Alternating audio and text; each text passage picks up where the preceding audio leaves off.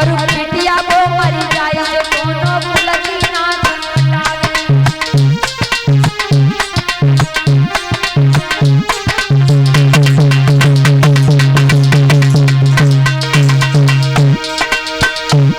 अरे गुरु वो मरी जाई जो चेला से ज्ञान छुपावे और चेला वो मरी जाई गुरु की बात ध्यान पे न लावे।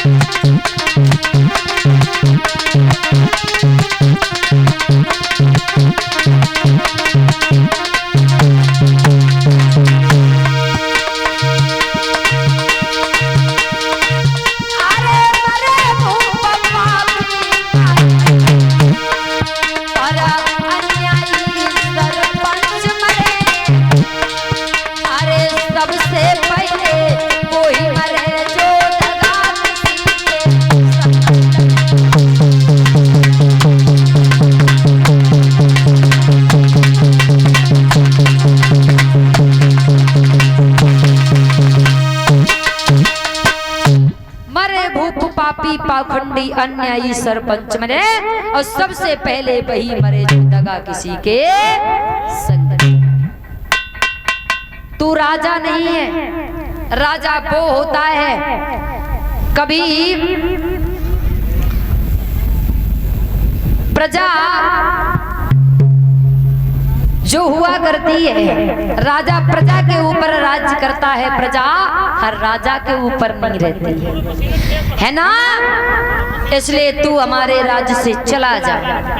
और जो इतनी बात सुनी भोजराज कंस कहने लगा पिताजी अब तुम्हारी बुद्धि राज्य चलाने लायक नहीं रह गई। हाँ और ठीक भी बात है, उम्र भी हो गई, उम्र आराम करने की है, आराम करने की। अब आप जाओ आराम करो।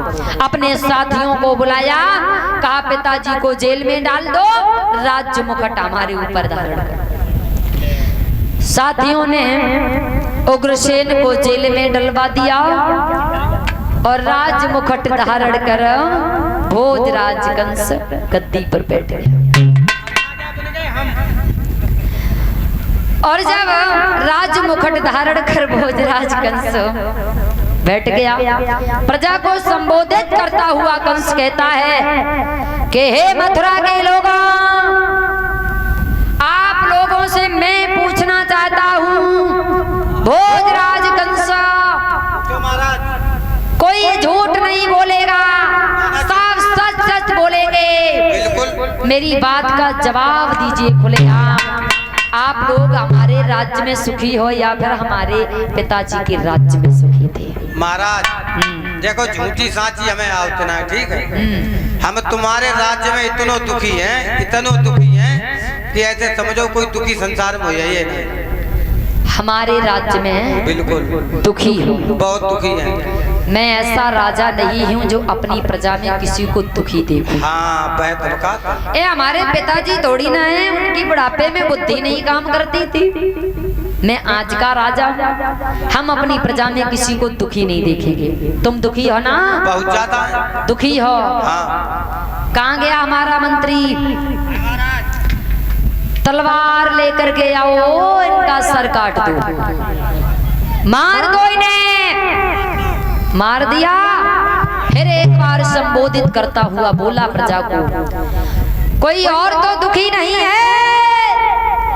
महाराज तुम्हारे राज्य बड़ो सुखी हैं। सुखिया देखो, हम अपने राज्य में किसी को दुखी नहीं देखेंगे। अगर भोजराज कंस के भी राज्य में दुखी रहे तो फिर हमारे राज्य चलाने से फायदे क्या? अच्छा एक बात और आपसे पूछ लें, सच बताना। सच पूछो। हम राज अच्छा चलाते हैं या फिर हमारे पिताजी अच्छा? अरे महाराज तुम्हारा तो कहने क्या है, फिर राजा तो तुम्हें ही जच रहे हो महाराज।